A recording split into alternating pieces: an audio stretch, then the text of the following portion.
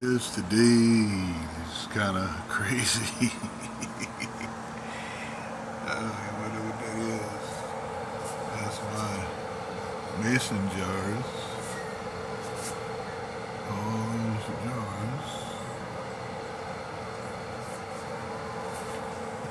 You wonder what that is, right?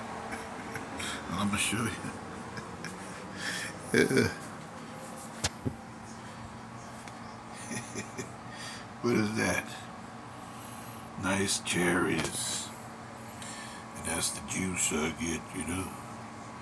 Nice juice. Everybody's wondering what's going on in that juice. Well, I'm gonna pull one of these things out of here just to let you see what this is. Do y'all know what that is? Do you know what this is? This comes out of a pecan. Can you believe this? That's the sliver between two pieces of pecans. Actually, let me show you this. These are all the pecans that I went ahead and clucked up. So, whoop, see if I can do this right. Now, if you look at a pecan, there's two of these, and you have the sliver that goes right in the middle. And anyway, it's an old recipe. It's an Indian recipe. But anyway, that's what I got in my wine, and these little pieces floating around in that wine here. See, let me show you. All those little pieces come out of the pecan. Now look at my cherries. You see the cherries? Oh yeah. And look what I done made already. And I'm gonna fill this all up. And this one I'm gonna fill on up. And I will have, look at those both. That's 4 gallons top. And this is 4 gallons top. If I pour these two together, that would make almost a whole 4 gallons already. I must be a genius, right? But anyway, it's all a working process. See? Now, I'm going to explain something to you. The rubber glove is called love. Okay? And I could have more rubber gloves, but you can see in the fermentation is that the rubber glove blows up when it's still doing what it has to do. But when the glove goes down, that means it's ready for the time of the process of its settling, and then using the pecan slivers, which are called tannin. And you can make a nice big batch. You see that foam in there? That's all the sugar that's fermenting. See? But I use these nice cherries. And I have all different parts of, it's a process. That's all I can say. I can tell you all my ingredients, but you might not know. You'd be like, wow, just imagine. And I'll show you a little something. I don't want to be too secretive. I'll take a jar, okay? Open the jar. Open the jar up. And this jar, now just think about it. It's one jar. Now, I can take something like these jam preserves. It could be even fig preserves, right? And I'll put a little bit in the bottom of that jar. And then on top of that, I'll use some bread or yeast. Now remember what I said, bread or yeast, right? You can go in your refrigerator and find some bread. Look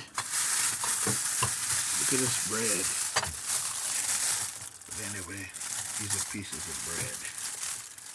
I don't know how to do that, but anyway, you crumble the bread because it's got yeast in it. So if I put a little bit of this preserve,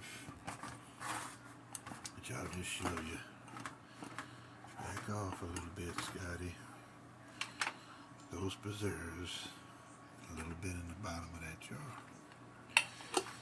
And on top of some yeast and a little bit of bread, you know. If you don't have yeast, put bread. So it's all in the bottom. And then the next step is, look at me carefully. I've been looking at you like crazy. Got a light on me. So I'm going to show you. This is my sugar. Okay. So I'll take a spoon. This is a spoon. Yeah, we all know you're taking too long to tell us how to do this. But anyway, I'll take some spoons of sugar after I put the yeast or the bread on top in the jar.